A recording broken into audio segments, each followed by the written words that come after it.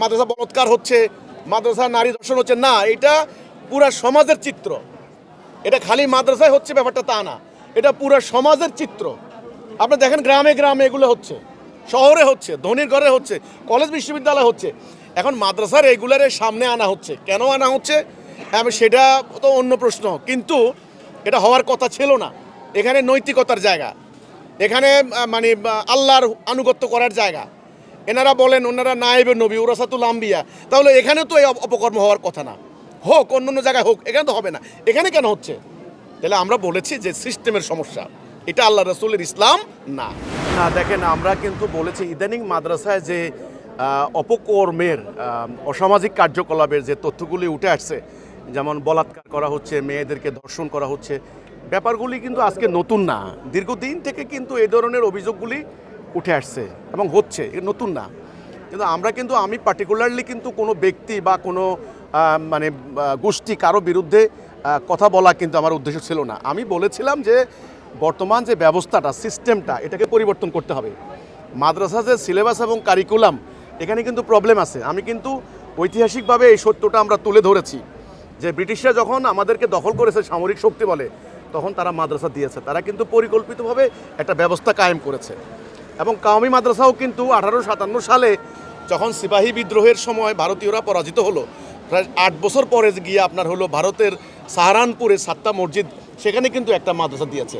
তো কাজেই ওই তখনকার পরিপ্রেক্ষিতে যে সিলেবাস, যে কারিকুলাম দেওয়া হয়েছে, আজকের বর্তমান আধুনিক এই যুগে এসে এটার কার্যকারিতা, এটার প্রয়োজনীয়তা, নেসেসিটি হারিয়েছে। তো আমি বলেছি এটা আল্লাহ রসুলের ইসলাম নয়। আল্লাহ রসুলের ইসলাম যদি প্রতিষ্ঠা হয়, তবে এই মাদ্রাসায় নয় কেবল, কোথাও এই অরাজকতা হবে না, অশ্লীলতা বেহায়াপনা হবে না, জুলুম হবে না, আপনার হলো ঘুষ হবে না, সুদ হবে না, ইত্যাদি। তো কাজে আপনি যেটা বললেন যে মাদ্রাসায় এগুলো হবে, এগুলো কেন হবে? সিস্টেমটাই ভুল, সিস্টেমের মধ্যে সমস্যা।